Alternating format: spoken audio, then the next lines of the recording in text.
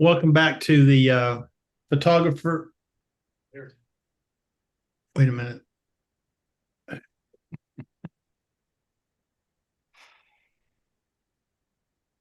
Hold on a minute.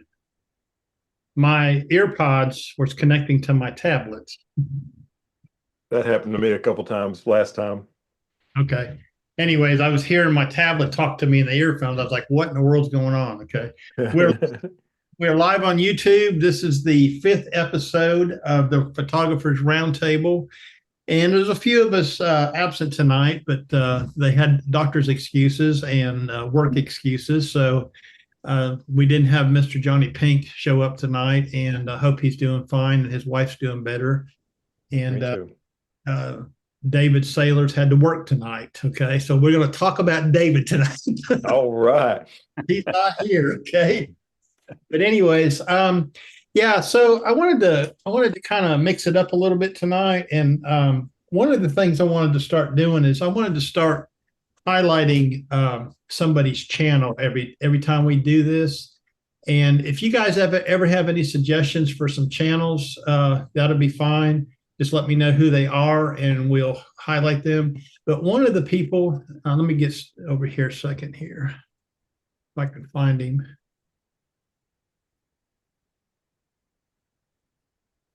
Should have had this ready. I'm terribly late. I got stuck in the dentist chair and couldn't get out, and he had his hands in my mouth, and the nurse had her hands in my mouth, and there's a big party going on in my mouth.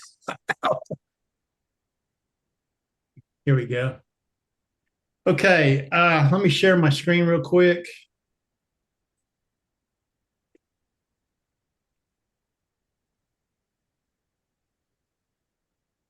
Okay, this I'm sharing Bill Green photography screen with y'all right now.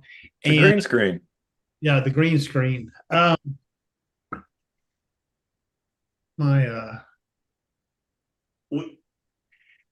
New Hampshire. Nice. Oh yeah, you had to find somebody that shoots Nikon.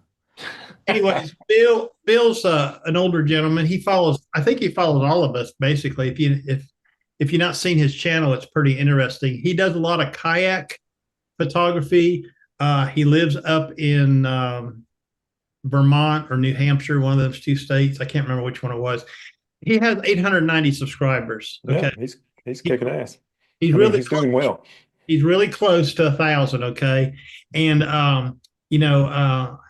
he had a catastrophe about a week ago. He might be a good candidate for the creator grant. He dumped his camera, his GoPro, in the water, and it had the Rode Wireless Go 2 transmitter on it. And yeah, and he has no Rode Wireless Go transmitter now. Okay. He showed a video last week where he made a new mount for his kayak, so this doesn't happen again. And he explained what he was doing. He actually had a little tripod on the front of his kayak, and that's where this camera was. So it's not, it just kind of fell off, I guess. Anyways, he's a pretty cool guy. He's pretty laid back. Lately, he's been doing a lot of loon photography out on the lake in his kayak.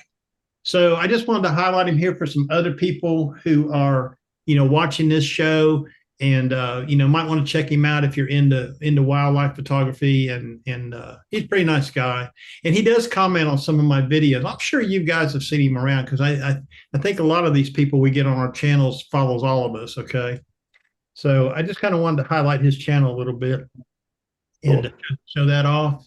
So it's www.youtube.com/@WildBillGreen. Okay, Wild Bill. Wild Bill. And he hates his Nikon Z8, evidently. So, Tim, I think you did well here. No, actually, I think he loves his Nikon Z8. I'm just looking at that. Like, no, I was looking at that thumbnail too. That's a 5-month-old thumbnail. He probably just hadn't figured it out yet. Yeah. And he gets quite a few views, okay, on some of those those videos he's got there. So, he's about to make it to 1,000. We'll see how he does here in the next couple of months. I watched quite a few of his videos this past week. I was kind of intrigued by his kayaking, okay. He's about our age group. Anyways, just wanted to show you that. Let me unshare my screen. Which age group is that? Senior citizens. He's an old fart. Senior citizens. Okay. While we're talking about channels, anybody catch Thomas Heaton's video today? I have not No, watched it. I was driving. What was he doing? I just saw the Well, thumbnail. he's in China, so that's going to be interesting. But he evidently was awarded like nature photographer, landscape photographer of the year on YouTube or something by some group, and he won a Fuji X106, I think. Oh, I did Yeah. see that Trying thumbnail. out today. So, Is that a big deal? The X106? well, you can't get them. Yeah. They're sold out everywhere. And so it was like, from what he said, when he won, first of all, he didn't know he was in the running. I don't think he'd ever heard of this competition.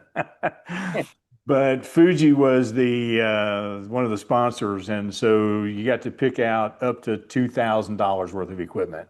Wow. Since you can't get this camera anywhere, he chose that.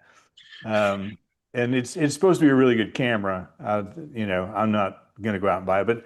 But one of the things that I was thinking about was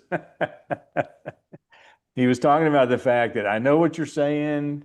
You really don't need another camera. I own too many cameras. And I thought, I wonder if Phil Thatch is watching this video. I watched it and I chuckled because I just sent 4 Fujis to MPB for sale. So, Oh, wow. Wow, that's pretty amazing. Well, yeah, I have to watch that video when I get done. Like I said, I've been busy this afternoon. Okay.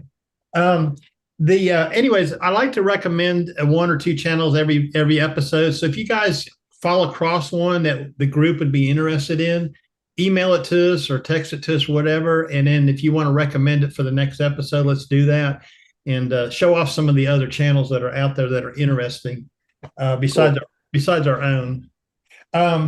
Anyways, I got a question from one of my commenters, and I thought I would put this out on the group. The question, I'm going to try to remember exactly what he asked. The question was, my best guess. That's what he asked. He said, my best guess. And he said he wanted to know, with the deals that are out there, if he was going to buy a new Nikon camera, and I don't know his experience level or any of that. He said that the Z6ii had better lens combo options than the Z5ii did. And he wanted to know my best guess on which camera body he should buy. And I made a recommendation to him. Let me see if I can pull that up real quick and share that, because you guys can tell me if I said the wrong thing when it comes to gear.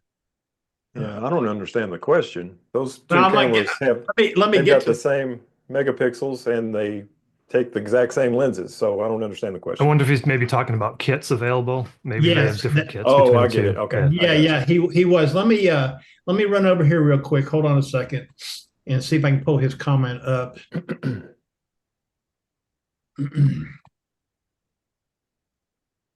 Ooh, a little behind the scenes. Here it is, right here. Phil Weezer. Phil Weezer 4763, right here with my cursor. The best guess, do you think the Z6ii is a good buy now? It seems to have a better deal with lenses also versus the Z5ii. And here's what I told him. My best guess, well, here it goes. The Nikon Z5 body is $1,696. The Z6ii body is $2,096 right now. I looked at the combos, and the Z6ii with the 24-120 would be a great combo. The Z5ii does not have any combos that I would consider myself. So my guess, and if it were me looking, I would get the Z6ii with the 24-120. B&H has a nice price. Hurry though, because I've heard rumors of price increases after June the 1st. The B&H price on that combo is $28.93. $700 off. Right there it is on your screen. Okay. That was my recommendation to him without knowing anything about him, but obviously he'd been doing some research. Now, do you think I answered him wrong? Phil? No, I don't think so. Looks like the Z5 II is available with the 24-200, which might be more versatile, but it's not as sharp of a lens. That combo is 24.96. How much did you say the 2890 Z6? 2893. Yeah, I think $800 extra gets you a partially stacked sensor, whatever the hell that means, and a better lens. I'm with you, boss. I mean, I would consider if you were just jumping in, I would consider the Z6 III a forever camera body. For most people. And the 24-200, like you said, is got VR, but it's not as sharp, which is kind of weird. The 24-120 does not have VR. It is f4 constant aperture, not a variable aperture. So there's a kind of a trade-off in that whole situation right there. You can get, let's see what they got here in options. Yeah, they don't have a 24-200 in the Z6 III kit. Looking here at the bottom of the B&H screen.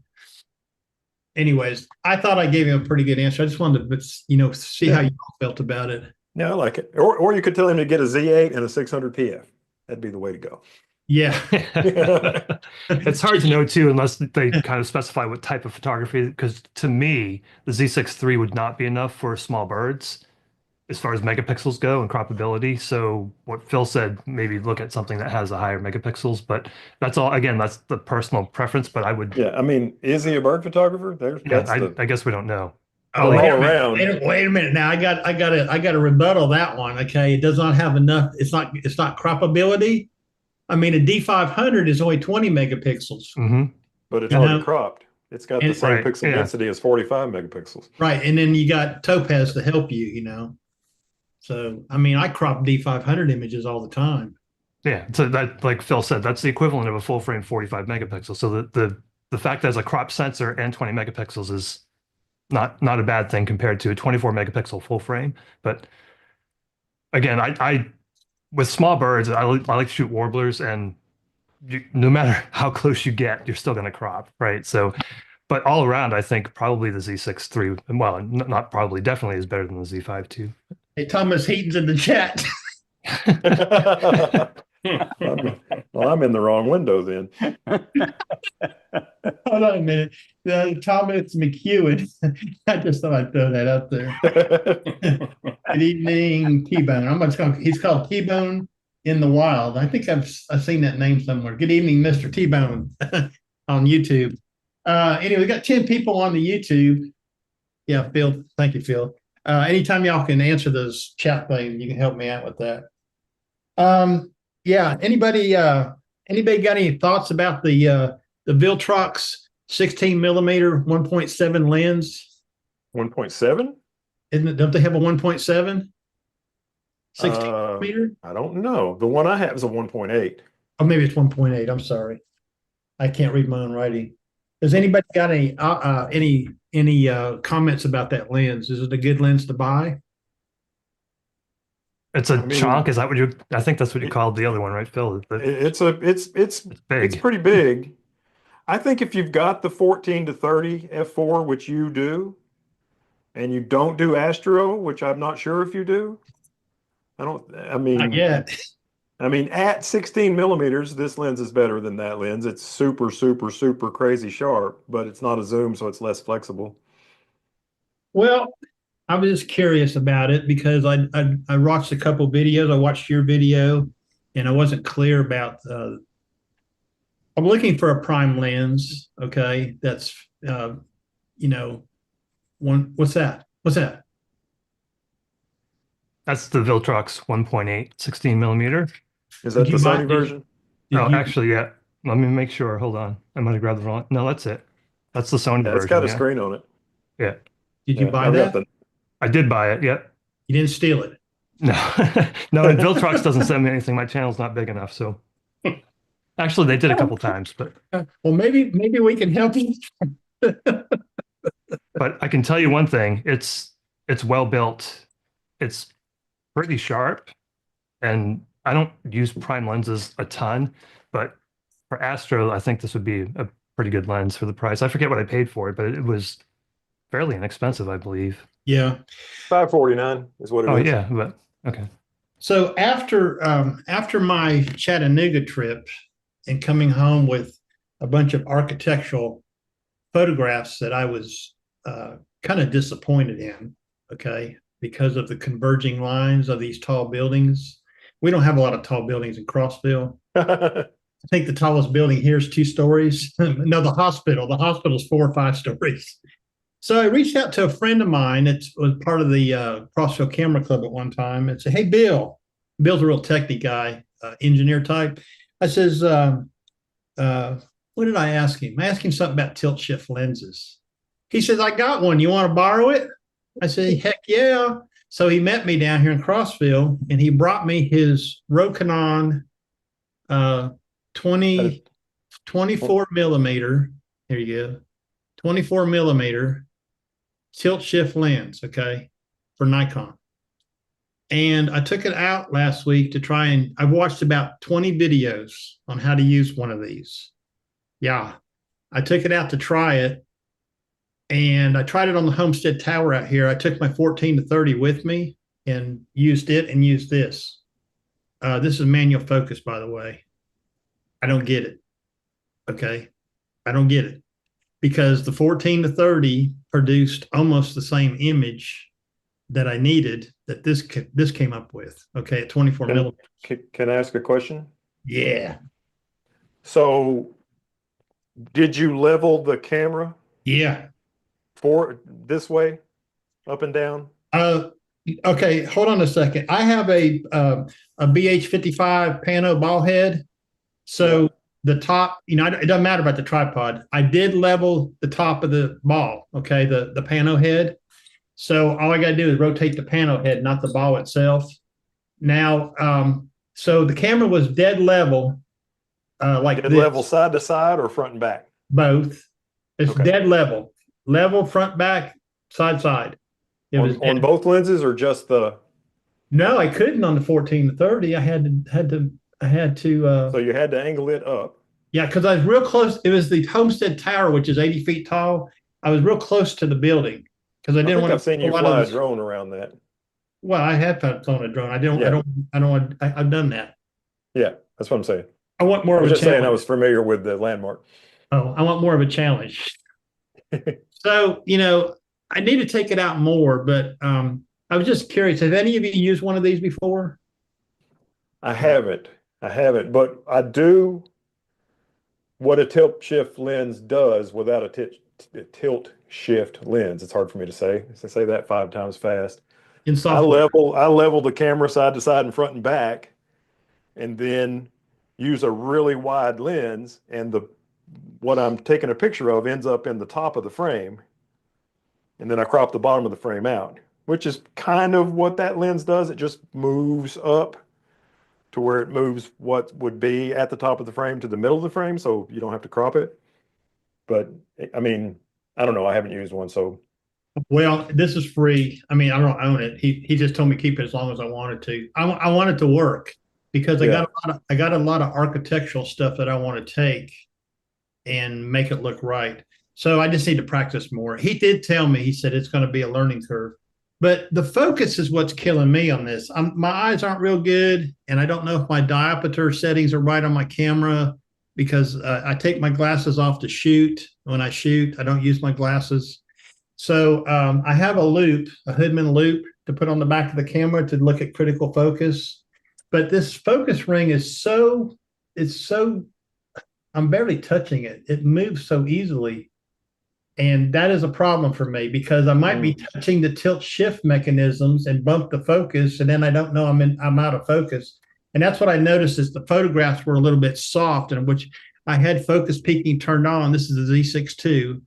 And I had focus peaking turned on where I could tell, but when I got the photographs home, they stitched together great. It's perfect. Okay. I got the lens to shift. It works. Okay. But I need to go back out and practice some more. And I will. I'm just curious if any of y'all had one of these and, had any. Are you zooming when you focus? Pardon? Are you using the plus button, the zoom button when you focus? Yes. Yes. Okay. I got my OK button set for 100%. And that's what they recommend you do with the back of the screen is you get it in focus and then punch in and look at it and then fine tune it. Okay. Yeah, and exactly. then you're good to go. Okay. Anyways, I'm going to play with it a little bit more. I'm just asking because I was looking for better options for the architectural photography stuff, which interests me. And when I was in Chattanooga, it was like an architectural paradise. Okay. And I think I'm going to go back when I learn how to use this lens really good. I'm going to go back and just do architectural photography in Chattanooga. It's like ancient I like- Rome down here. Huh? I was being silly. Oh, okay.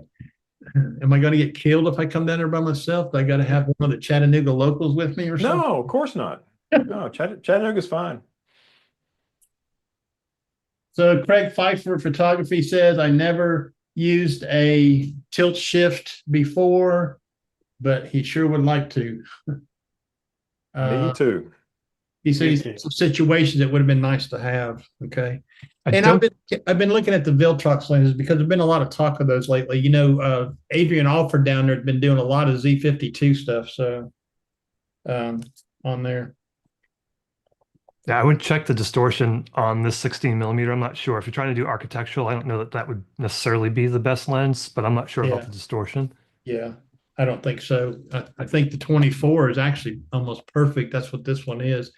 Nikon, I think they make a 17 or 19. One more thing, this is important. Let me share my screen again, okay? I found a video the other day. I want you all to, let me see if I can find it here. Let me go back to YouTube. Let's see. YouTube search. It's called Gulf Crossing. Okay. It's about birds. And looks like it's right here. Okay.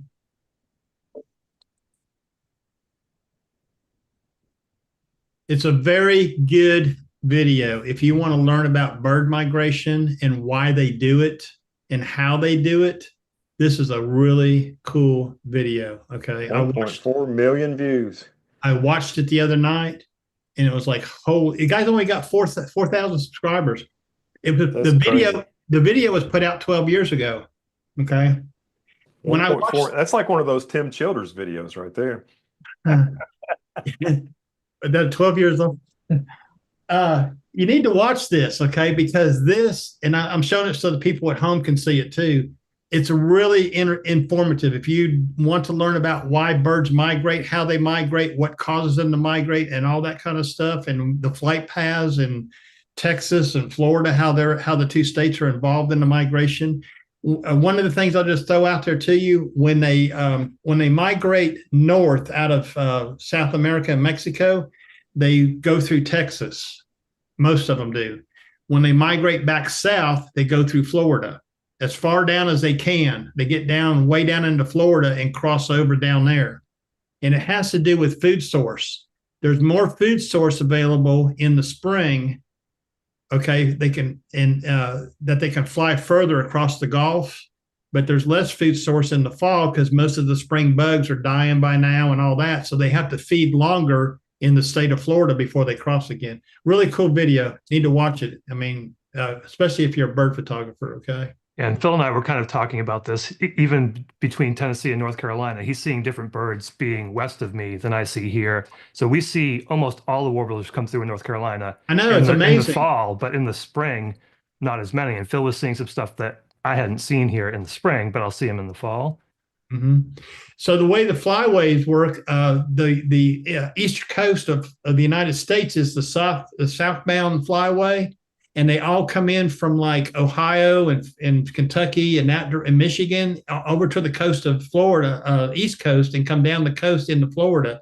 But in the springtime, they go up through Texas, and then they branch out into Illinois and Indiana, Ohio, until they get up into Canada and Alaska and stuff. It's pretty cool stuff, you know. Anyways, Very cool. Yeah, we're going to look at some photographs real quick. Garrick and Tim sent some photographs, and I want to talk about those a minute. So let me get over to that. Where's that at here? I've been enjoying Garrick and Tim's recent work myself personally. Yeah.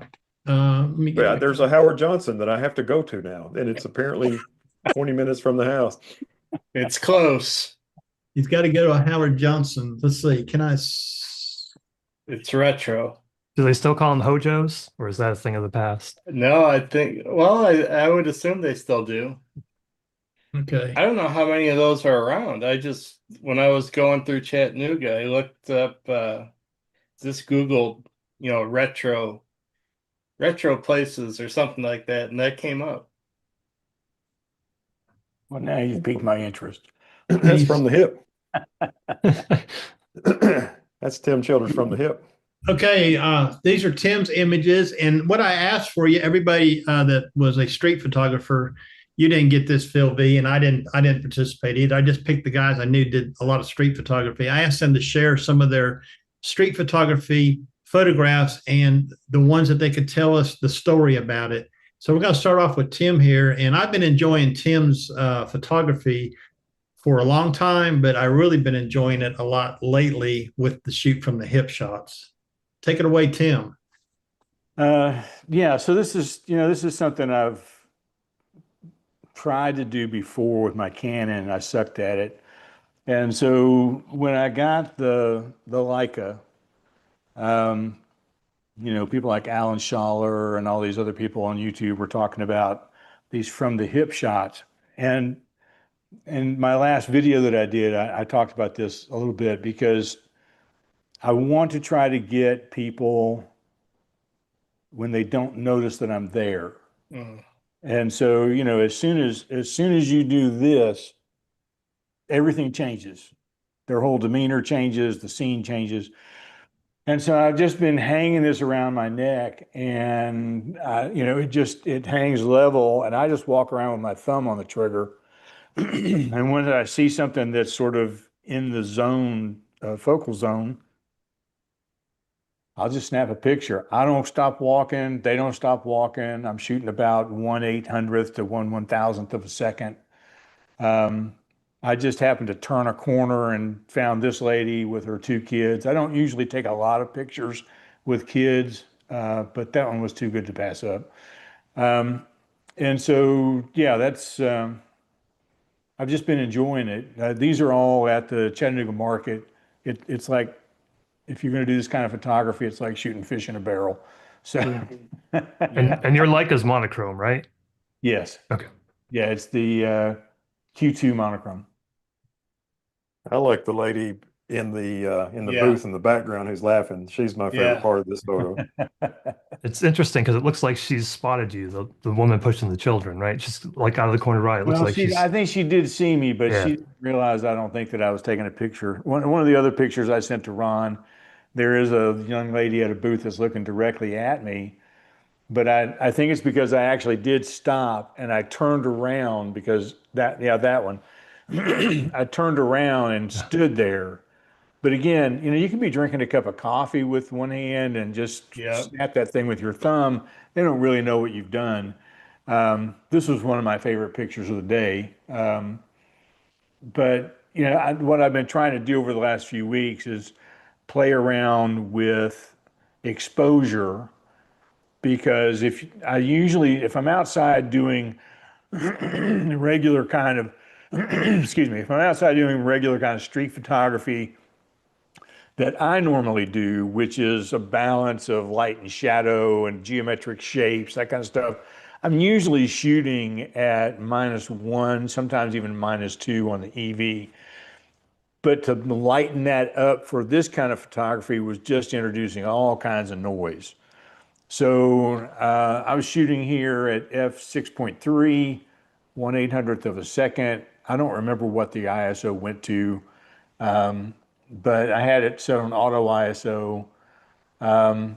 And I did run it through on one to eliminate the noise. That program is phenomenal.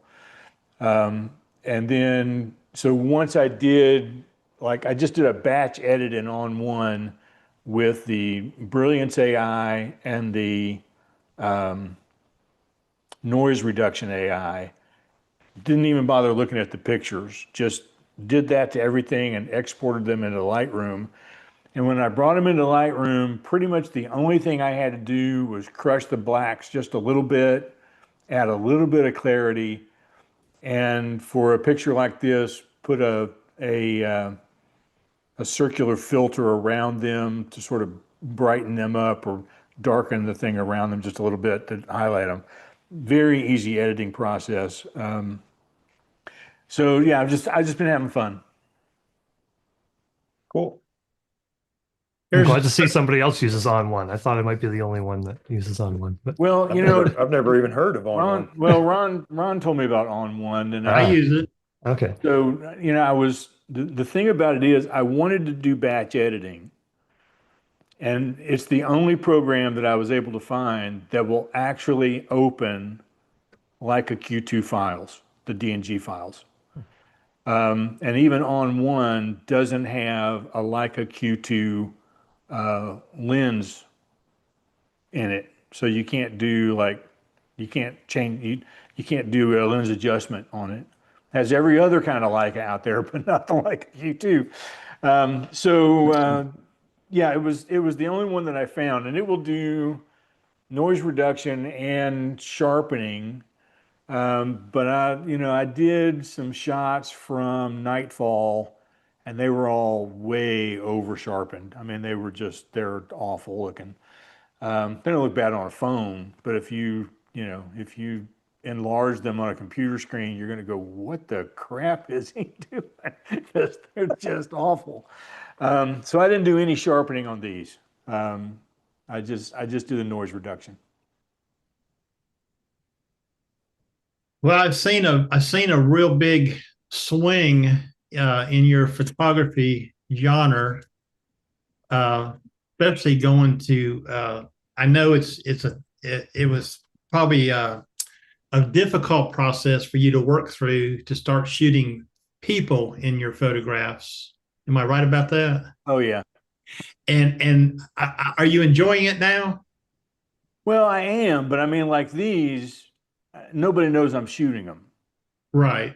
So like when I was at Nightfall, I was using the 24 to 240, and it's really easy to get people shots at 240 millimeter. Well, Nobody, I'm not in their face. Is there anything wrong with that? No, I'm just an introvert, and I have a hard time. It took me a while when I was learning to vlog. It took me a while to learn to do a video in public because people watch you. Mm-hmm. And so if, like on the Leica, I'm shooting at 28 millimeter, so I'm pretty close to these people. I'm 10 or 12 feet away. Right. And to just go around and constantly hold the camera up and snap pictures, I feel like I'm intruding in some way, and it draws a lot of attention to me, which I don't like. So yeah, this is one of the reasons why I was trying this particular style to see if I could do something that worked. Because I love these pictures, I just have an aversion to making them. Well, I'm petrified that I would try this and somebody would, knock me out. I don't want you taking my picture. And so I've done a little bit of this in Durham, in the city that I'm close to. And I won't say I'm an extrovert, but I'm not an introvert. So I don't mind the interactions. It's more about physical harm that might come if somebody just doesn't like you taking their photo. Well, yeah, and I was approached. I was at a small town somewhere. I don't remember. I think it was in Sweetwater. I was taking pictures in Sweetwater, and I was actually taking pictures with my telephoto, and I was taking a picture of the old movie theater there, just the sign, and way down the sidewalk was this guy. And when I looked at the picture, I mean, you can't even tell he's there hardly. But he saw my camera up, and he approached me. When he finally met me, he approached me and wanted to know what I was doing and if I'd taken his picture. Now, I think he was a homeless person. I'm not sure about that. And he might not have been all there. I don't know about that either. But I showed him the picture, and I said, I'm not taking your picture, and I appreciate that. And that was okay. But those kinds of things do bother me, especially on a street somewhere. And at the market, they're used to people walking around with cameras and, and nobody says anything. But, if I go, when I go to Edinburgh, Scotland, I will take a lot. I'm just taking the Leica. I will take a lot of pictures, holding the thing up to my eye and taking those pictures. But I will walk around with my thumb on the shutter, just in case. I don't want to miss something. Tim, I'd like to know how you're shooting photographs from the hip and video at the same time, because I noticed in your last video, there was no indication that you were holding your video camera separately or anything while you were shooting pictures with your Hot other shoe. hand. Yeah, It's in the hot shoe.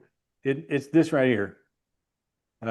So, and I've got this tightened down with an Allen wrench, but it just screws into the bottom of the pocket 3, and it could screw into to something to hold my phone or anything else. And then this, like Phil said, this other part, see if I can get it in here, just goes on the hot shoe. And so, you're walking around with it like this, and it's shooting out this way. So it kind of gave me a camera level view of the crowd, because I wanted people to see the difficulty of, getting too close to somebody that's in front of you, and how you need to keep making separation to get the shot you need. And so, Can we see that setup again? yeah. That's interesting that you've got it leaned forward. I would worry that might be in the shot. I guess you've got it No, it's not just, in the shot. Yeah. just Hold on. barely Yeah. in the shot. I did check that first. Good call. Hold on for a minute, Tim. I didn't really want it standing up, because then it just makes the camera look huge. Sure. Now, I have done things like that before with my Canon, using the CMO that attaches to your phone, but the connectors that connect into the camera, the Leica doesn't have those. So, Yeah, the CMO has an external battery pack too, don't it? yeah. Well, that's pretty interesting. I was wondering how you did the video and the camp taking pictures at the same time. Well, and I'd already taken, I don't know, 3 or 4 weeks worth of pictures before I decided to make the video. And so I went back to the market just to walk around to take a few pictures and get the video. I wasn't really there very long. But it seemed to work okay for the video. Cool. Okay, I'm going to pull up Garrick sent some photographs in, and we're going to go through those. And let me share my screen real quick. I'm interested to see which ones you picked. I picked them all. Oh, jeez. Okay. Sorry, I picked guys. them all. I want to see them all. Okay, I think the viewers at home want to see them too. Well, I don't know about that. Okay, hold on one second. Just hold on one second here, and let me get my. Oh, I screwed up here. It went over there. Okay. Yeah, I love that shot. There you go. You're on, Garrick. Go ahead. All Tell right. us about these. So, speaking of shooting from the hip, I mean, I shoot a lot on the train, and just because the light is unbelievable in the train, because you have it coming in from both sides. It's just soft and diffused, and there's so many interesting characters that you run across. And this is one of them, obviously. And, I just had my camera in my lap, and, I back button focus all the time, and just, I think I had my 2470 and my D850, and just this guy. I like this one in color as well. That shirt he has on is really bright, like high vis yellow. But regardless, the black and white image of this is a stronger image, which is obviously why I shared it. But this guy is just interesting. You can tell he certainly has a story, or many stories, and I just sat right across from him, and camera in my lap, and I kind of I have a feeling he heard the shutter go, so he probably knew I was taking the image, but fortunately he didn't say anything. I'm not like Tim. I'm not one that wants to create an issue or any kind of confrontation. I would much rather shoot from the hip as opposed to, have a D850 up to my eye. And also, like Tim said, it kind of changes the whole demeanor of your subject and what's going on around you when you start putting that, big DSLR up to your eyes. So yeah, shoot from the hip. I do that a lot, and this was certainly one of them. You did a nice job with focus on that. You've got no eye detect with a D850. Did you shoot it like f8 or what aperture you think? Do you remember? Yeah, I was right around there. Yeah, Notice, probably f8, right in that ballpark. and notice his hands are out of focus or Yeah. blocked. Yeah, So I it must noticed have that. been And also, there's a good-looking fellow with glasses on his hat, reflected in this window right up here by his shoulder. right there. Yeah. Yeah, and that's not me. Oh, really? I thought that was you for sure. Shoot. No, I think that's my buddy. His name is Gary, ironically. But we go into the city quite often together, and I think that was him. I'm not positive, but yeah, I was sitting right in front of, I'm staring this gentleman right in the face, so my reflection is blocked out by him, Gotcha. And that looks like motion blur in his hands more than it is. depth of field. That's Yeah. exactly what it was. Yeah. This one, another different day in Chicago downtown, and we were fortunate enough to get a little bit of rain, which I love getting a little bit of atmospheric conditions here in the Midwest, and love umbrellas, love hats, love coats, all that stuff. And this is just like this composition, really, and the soft, that when the sky is cloudy, it's just that soft light, not really a shadow in this image at all. It's just soft tones, and just kind of tells a little bit of a story. I think that's a Yeah. beautiful shot too. The mystery of like, who is she under the umbrella, or who is under the umbrella? Maybe not even a female, but I really like that one. And it really Colors works are- in the color colors are because good. the color of that umbrella and the color of that wall are so close. Right. Yeah. that, it just looks like it's coordinated. Yeah, and how she's just so straight. Her body language is just, I don't know, just to me it tells a story.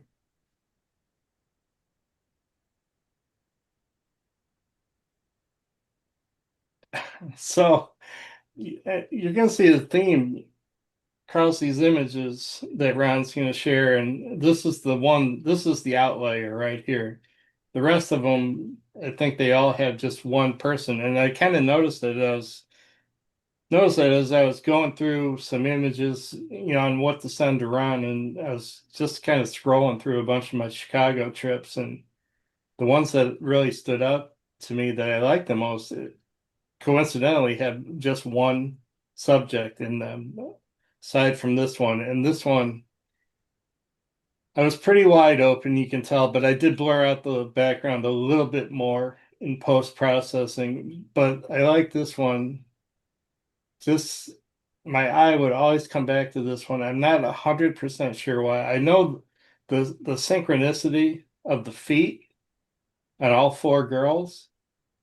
I mean, they're almost in perfect synchronicity. That's what originally drew my eye to this, but just this, it's kind of a quirky little scene, and yeah, I like this one quite a bit. So do you pay attention to foot position when you're trying to do this, or was this more of you kind of just happened into the? I know you probably can't get everything synchronized, but I don't do a lot of street photography, so I wonder if folks actually try to pay attention to body and feet position, or is that just something? I probably shot like 4-5 images Okay. as they were walking past me, hoping to, try to get one where they're. I looked for it. I Okay. can't shoot for it. Well, I could. I guess I kind of do since I, you know, on continuous shutter. But in post processing, I definitely look for the synchronicity of things like that. And you've got a disadvantage because Tim, I'm assuming maybe not. Do you shoot silently? Because Garrick, you can't shoot silently, or well, it's more difficult, right, for you? I think I can like it shoot is silent. silently in live view, and I Yeah. never shoot in live view, or very rarely shoot in live view. But wait a minute, don't you have a no? Maybe that's Phil D has a little Canon camera. I You, do. oh, I you have have an a little. M50, What lens do you have for that camera? just a kit lens. It's 15 to 45. That's a mirrorless camera, correct? Correct. You just found your new street photography camera. It's funny you say, excuse me. It's funny that you say that because not this Saturday, but the following Saturday, my video is street photography with my Canon M50 in Yeah. Ybor City, Florida. All So, right. yeah, it's kind of crazy that you even Do you mentioned that, but uh, yeah, do you have a strap for that little camera? I do. Okay. Yeah. I know Yeah. that's one of the thing or two things I did when I decided I was going to use my Z50 Mark II for street photography is number one, I bought a Wandered 9-liter sling bag based on one of Tim's videos. And I was also looking for a strap. And since I was already invested in the Peak Design straps with the little red disc, I bought their shoestring. It's just a real thin strap for the Z50 Mark II, which makes it real nice for putting it around your neck. And I already had the other Peak Design straps for my bigger DSLRs in the Z8, but I wanted something smaller and thinner. And I chose the color I chose. What color was that? I think I chose the blue. Okay. So it kind of blend in a little bit. But yeah, that would be a good street photography camera, that little Canon you got. Yeah, I might try it again. I might take it into Chicago with me. I'm going to be heading into Chicago, quite a bit, over the summer. So I probably will bring it in and give it a try. And another one thing about this image is I love the low angle and how the lines of the large, pavers just kind of bring you right into the image. So I guess shooting from the hip would bring a challenge of focus, not looking at your camera where it's for sure. pre-focusing, I guess, or is that right? Yeah. Well, in this case, I think I was like down on a knee, and I don't think I was shooting through the hip on this one. I think I was looking through the viewfinder and focused on pretty sure I was focused on the girl, the girl in the front of the image. Cool. So I'm pretty fascinated by the depth of field. I've known that you can artificially change the depth of field for a long time, but it's not something I would ever think of doing. But I really like the way it looks in this shot, especially the girl, not the nearest one, but the second nearest one. Really cool. This Yeah. one here, this one. Yeah, because I mean, the ground around her, the depth of field. If I'm understanding correctly, Garrick, you've artificially knocked that out of focus where she's Yeah. in focus, and it's like I say, it's not something that I would have thought to do, and matter of fact, I may have even frowned on doing it, but I think it looks fantastic in this shot. Thanks. And yeah, Phil, a lot of people would frown on it, and I totally get that. I look at stuff and it's like, oh boy, that's overcooked a little bit, and I tend to overcook things a little bit myself sometimes.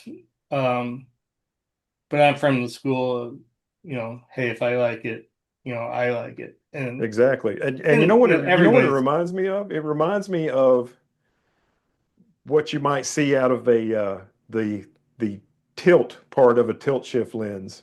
I You love know what I that mean? look. Yeah, Yeah. and I mean that's kind of what you've got here, and I think it's fantastic. Thank you.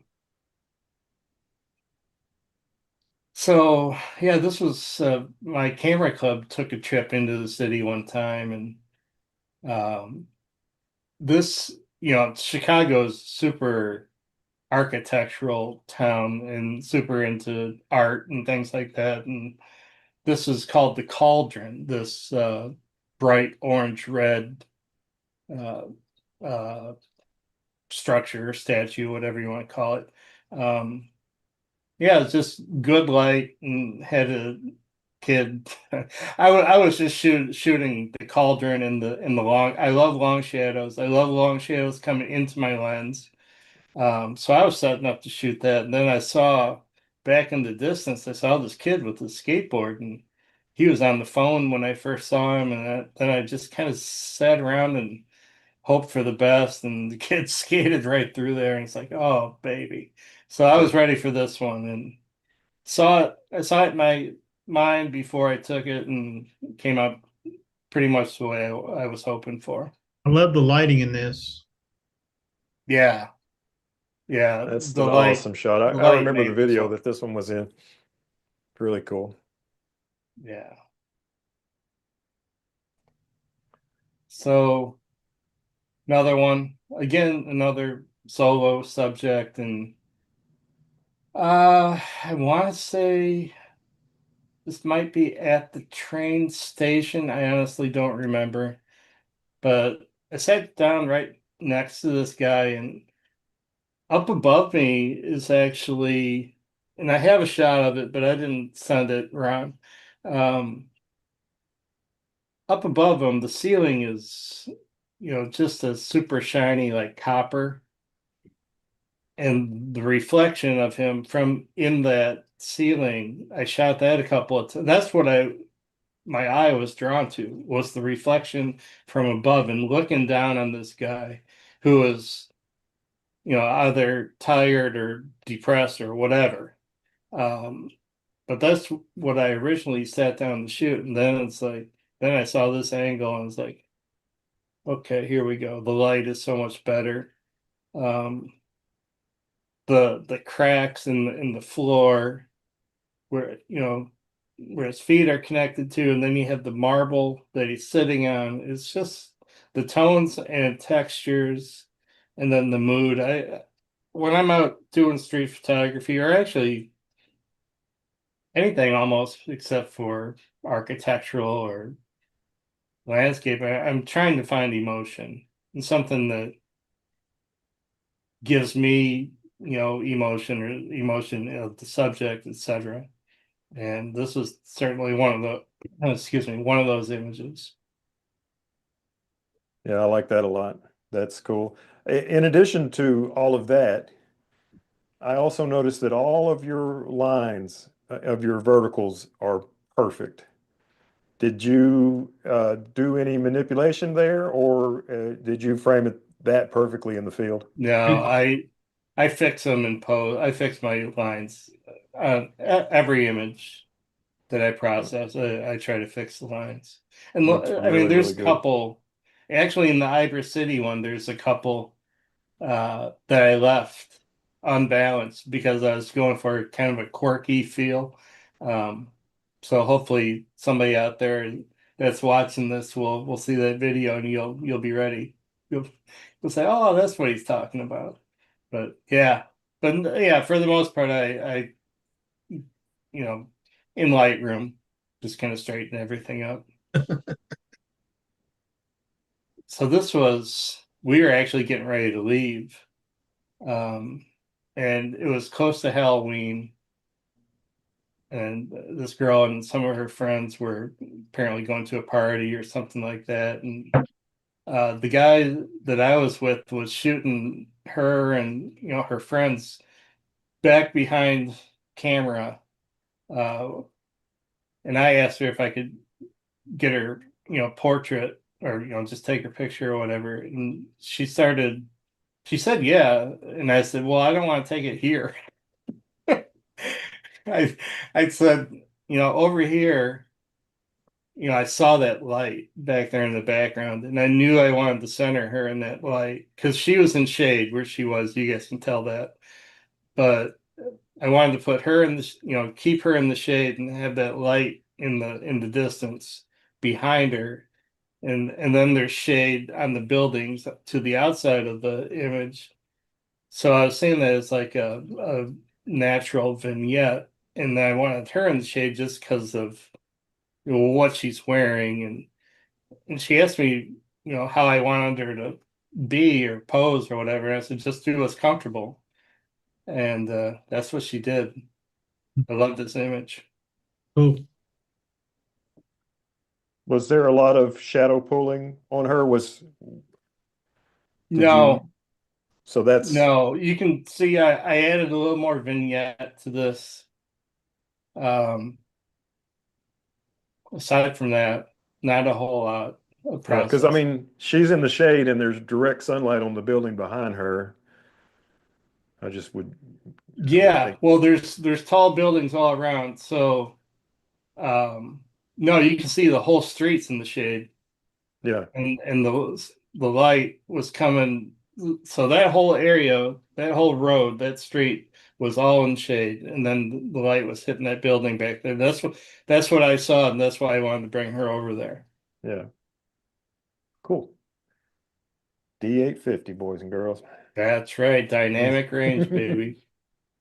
So this is my very first trip into Chicago to do street photography. We had walked around a few miles and we had just sat down. We were taking a break, and camera D850 in my lap again.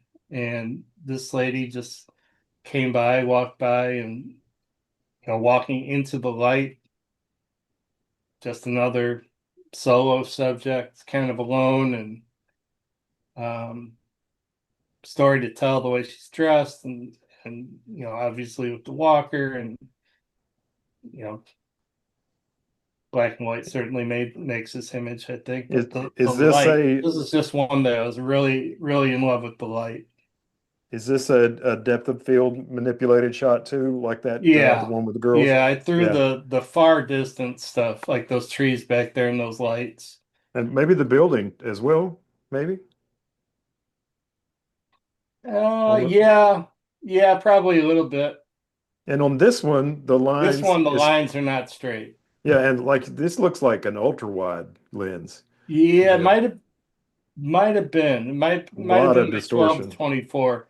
You can tell I didn't fix the distortion, but I kind of like that creepiness that it Yeah, added. I was gonna say it looks like something out of a horror movie. Yeah. I really for like sure. the angle.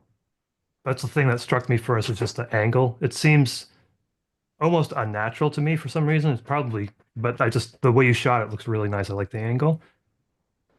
Yeah, thanks. Yeah. This is one where, again, I didn't go after fixing the lines, the aspect ratio, or anything like that. I just left it how it was because I think that actually helped in this one. And this one's way distorted if you really look closely. Yeah. I believe that's the last image from Garrick. Those were cool. Yeah. Thanks. Yeah. I really appreciate those myself, because it gives me being a new person at this type of photography, it gives me some things to think about when I'm out shooting and trying to do this, and reviewing your photographs and Tim's. Even though I might have seen them in the video, I like to hear you talk about them, and I like to learn from that. So I think a lot of other people are the same way. Yeah. What actually got me started doing this was just watching David and Phil and Tim down in Chattanooga out doing their walks and stuff. And last year in October, there was the Camera Club Council of Tennessee had their outing here in Crossville, and there were 28 photographers that showed up for it, and we did a street walk in Crossville. And I didn't lead the street walk. I was just a photographer. Some other lady led the walk, and it was part of the Scott Kilby Day also. And I really was with 2 or 3 other photographers. Really enjoyed that walk and enjoyed learning about what they were looking at and what they were photographing. And to me, it's not always about the grand vista or the sunrise or the waterfall. I think there's a lot of other photography out there to be made, and I want to explore that more. Thus I got a hold of this tilt shift lens, okay, to try to challenge myself a little more and get myself out of any kind of slumps that I might slip into frequently. So I'd be interested to see what you come up with, Garrick, with your little Canon when you do your street photography. I can't wait to see your video on Saturday. See what you Yeah, got. that one will be in 2 Saturdays, but I should have sent a couple for tonight. Oh no, it'll be a spoiler. You don't want to do that. And that leads me into my final thing tonight. And I wanted to talk about YouTube channels, okay? And mainly what I was thinking about, and I've had thoughts about what I'm going to say myself. That's why I'm going to ask the group, and y'all can answer individually if you like. But is monetization of your channel important to you? And if it is, why? And don't rush in to take over. One of y'all start. Haven't we already answered this one? Did we? I I don't know. was thinking that too, Phil. Oh, did we? Okay. Yeah. I guess I'm still thinking about it. That's why I asked. Okay. Well, I still like monetization, just like last time. Yeah. Would you consider turning it off? Absolutely not. Okay. That'd be like what I consider going to my job and having them not pay me.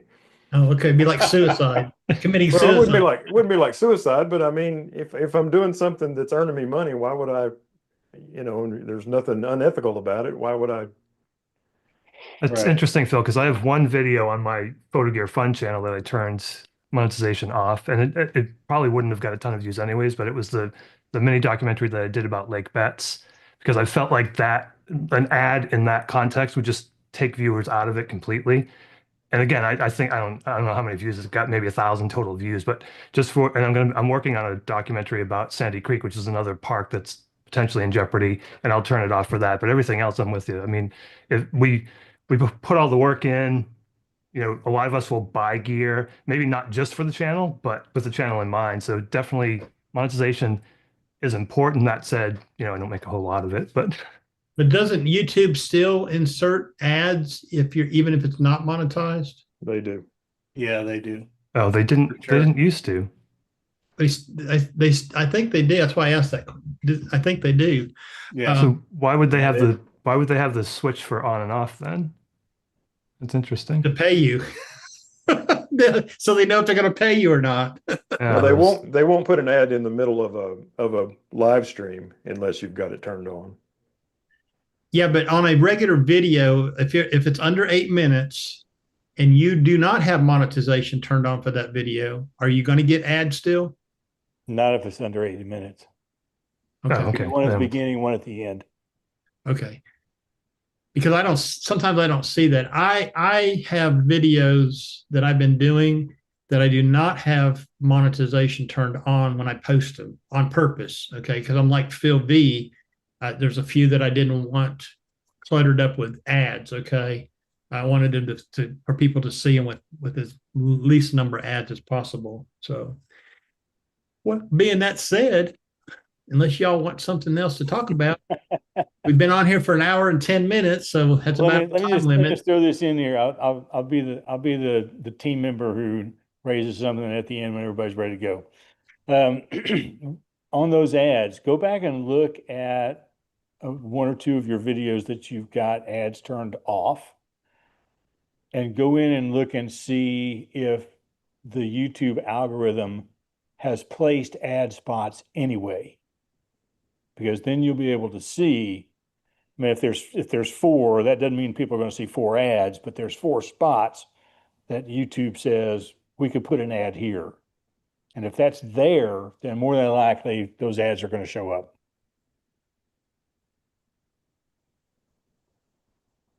Ron, were there any questions in the chat or anything? No, I just one guy here, T-Bone, I'm going to put the links to all of our channels like I always do in the description as soon as I get done here. And of course, the live stream takes 24 hours to process completely, usually. But once the live stream's up, and then as usual, I will send you all copies of the live stream so you can do what you want with them. Okay, advertise them on your channel or whatever. Do y'all want the? You probably want to do your own thumbnails, right? You don't want the thumbnail I use. I just use a plain one, trying to keep consistency, on my side. But you can do your own thumbnails if you want to. And it's all for you to use. So would have in mind. Okay, well, I'm going to end the YouTube live stream.